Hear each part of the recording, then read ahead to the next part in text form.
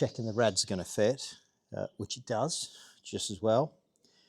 And you'll see here we have the jacking point underneath there. That's going to be central, but this is over to one side. This is the where the vacuum tank goes for the brakes. So we're getting somewhere. I'll get that out, and then we can tell you what's been going on.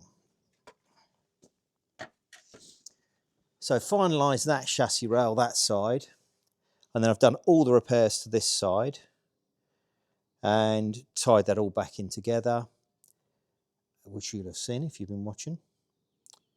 And then with this actual front panel's going in.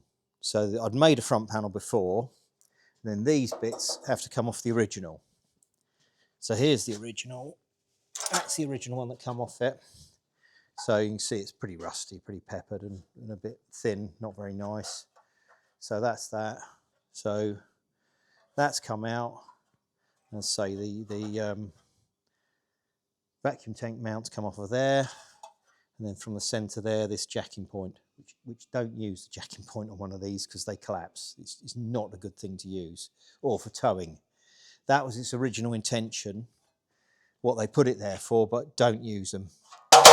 They are, they're not up to it. Even with this on there, I wouldn't want to see it wrecked because they're not really designed strong enough. Now I've beefed this up a bit. I've made it out of thicker material, 1.2 mil. The original was 0.9, but I still, as I say, don't use it for jacking up. Use the actual big cross member, the bolt-in one, but don't hit the sump. You'll wreck it, particularly on a 2 litre because it's magnesium. But anyway, there you go. So that's that bit. So I guess if we have a sort of closer look at what's going on. So you can see I've let a piece in from there. So this is all new in there. And then all the underside is new, like, you know, you've seen them before, like I did on the other one. So that whole lower sort of finishing bit. And if we come round into this side, we can see again from there forwards is new. That bit, I've let that piece in. Then that's obviously the corresponding bit from the other side that we're looking at from inside. And if we come down, you can see the whole lower edge. You know, this is all new. So new skin for the bottom. And then we can go into, you know, our new cross member here, which is in the process of being fitted. And there we can see, you know, our jacking point and so on. So this bit's welded in, and then I've got to fit all these yet. So that's welded to that bit, but all this panel isn't welded in, nor is that one. That's the next bit, but I can do that sort of spot welds. This is the way I do them, because otherwise you can't get to this. There's another piece in here.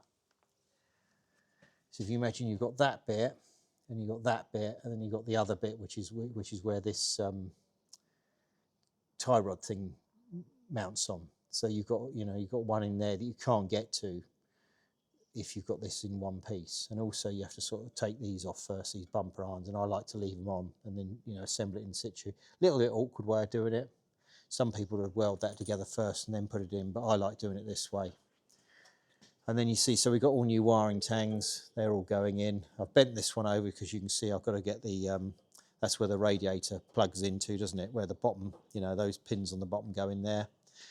And then the other wiring tangs is these, which remember I had these all water jet cut. And we do need to put one of those on there. So that one will go in there, there you go, break one off sort of thing. So one of those just goes there, and I've got to remember to do that.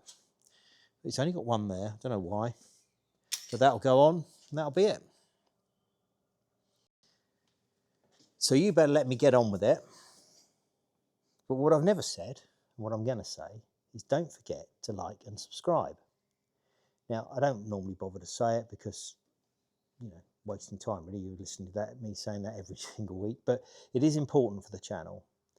You should be subscribed anyway. If you're new to the channel, subscribe, it helps us. If you're already watching, you should have been subscribed already, so please do that. Press the like button, that helps. Comment is always useful. It's nice to hear that someone's actually watching and what you think of it. Tell us what you think of the channel, tell us what you think of the actual video.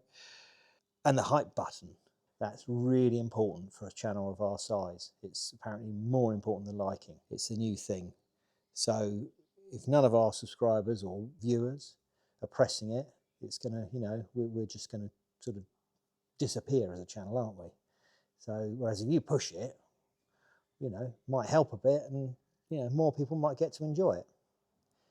So that's it. Like, subscribe, hype.